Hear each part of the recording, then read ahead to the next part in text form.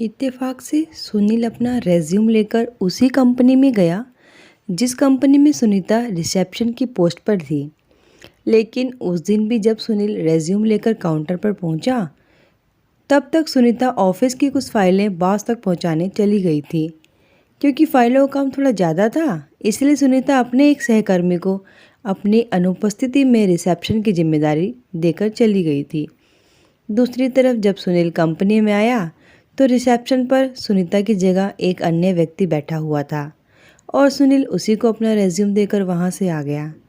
सुनीता के वापस आने तक उसके सहकर्मी ने उसे वह रेज्यूम तो दे दिया, लेकिन सुनीता ने उसे बिना खोले ही अपने बॉस तक पहुंचा दिया। अब बॉस ने भी उसे बिना देखे ही फाइलों के ढेर में फेंक दिया कि अभी हमें किसी वर्कर की कोई ज़रूरत नहीं है। किस्मत भी ना जाने दोनों के साथ कौन सा इम्तिहान ले रही थी कि मिलकर भी दोनों मिल ही नहीं पा रहे थे। और जब से उन्होंने एक दूसरे को ट्रेन में देखा सा, तब से उनके दिल में फिर से एक दूसरे के प्रति दबा हुआ प्रेम जाग गया था।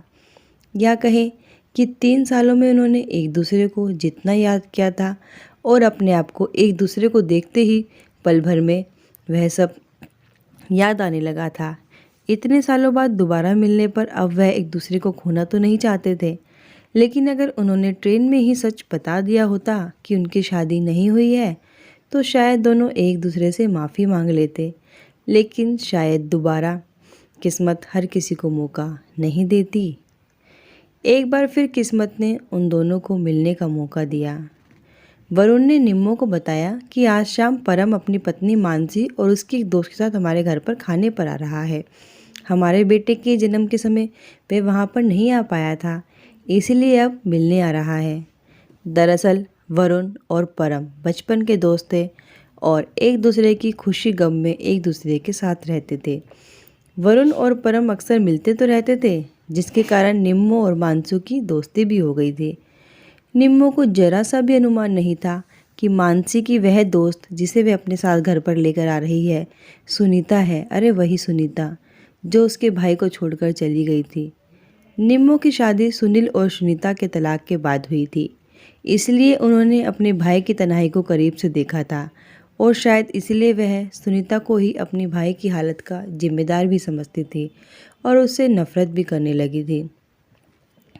एक बहन होने के नाते वह केवल एक पक्ष को देख रही थी कि सुनीता के कारण उसके भाई की ज़िंदगी बर्बाद हुई है, जबकि असली बात तो यही थी कि दोनों ने अपनी ज़िंदगी अपने हाथ से बर्बाद कर ली थी।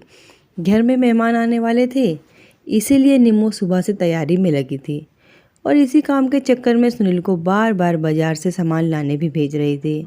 सुनील इस बात से अनजान कि जिस सुनीता को वह बाजारों में ढूंढता फिर रहा है, वह तो शाम को उसके घर ही आने वाली है। निम्मो की तैयारी में उसका साथ दे रहा था। सब तैयारियां हो चुकी थी, मेहमान भी आने ही वाले थे कि निम्मो की नंद रोशनी के ससुराल से फ़ोन आ गया। उसकी सास की तबीयत अचानक खराब हो गई थी, जिसके कारण रोशनी को तुरंत ही अपने ससुराल जाना पड़ा। वरुण रोशनी को छोड़ने जा ही रहा था कि सुनील ने वरुण से यह कहकर चाबी ले ली कि आपके दोस्त आते ही होंगे, आप उन पर ध्यान रखिए, रोशनी दीदी को मैं छोड़कर आ जाऊंगा। सुनील रोशनी को छोड़ने के लिए निकला ही था कि सामने से परम की गाड़ी आती हुई दिखाई दी। गाड़ी को देखकर सुनील ने अपनी बाइक साइड लगा ली ताकि गाड़ी अंदर जा सके। सुनील ने हेलमेट लगा रखा था, जिसके कारण ना तो सुनीता ने और ना ही सुनील ने एक दूसरे को देखा। सुनील का बवाल खत्म हुआ नहीं था कि सामने से सुनीता को निम्मो टकरा गई।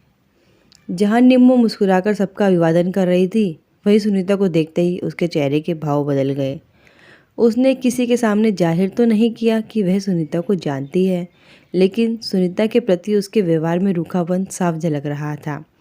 निम्मो ने मानसी से अनजान बनते हुए सुनीता के बारे में पूछा, तो मानसी ने बताया कि यह मेरी दोस्त है और यहाँ पर नौकरी करने आई है।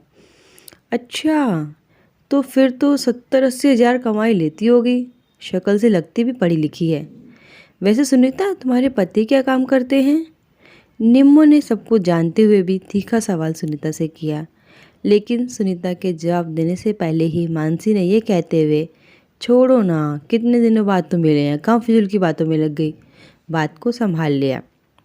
सुनीता ने भी निम्मो से ऐसी कोई बात नहीं करी जिसको सुनकर कोई यह जान सके कि सुनीता और निम्मो एक दूसरे को पहले से जानते हैं। लेकिन निम्मो तो सुनीता के बारे में पता नहीं क्या जानना चाहती थी। इसीलिए जब उसे मानसी और सुनीता से कोई संतोषजनक जवाब नहीं मिला तो उसने परम को ही पकड़ लिया। मानसी और सुनीता के इधर-उधर होते ही उसने परम से सुनीता के बारे में जानकारी इकट्ठा करना शुरू कर दी। निम्मो अब जल्दी से सुनील के आने से पहले ही परम और उसके परिवार को रवाना करना चाहते थे ताकि सुनील और सुनीता की मुलाकात ना हो। दोस्तों, आपको क्या लगता है, क्या अभी भी सुनील और सुनीता की मुलाकात नहीं हो पाएगी या फिर इस कहानी का दी एंड हो जाएगा? सुनील और सुनीता आपस में मिल जाएंगे या मिलने के बाद भी वे एक दूसरे को अपना सच नहीं बताएंगे? जानने के लिए जल्दी से कहानी का अगला भाग देखिए और जल्दी से प्लीज़ चैनल को सब्सक्राइब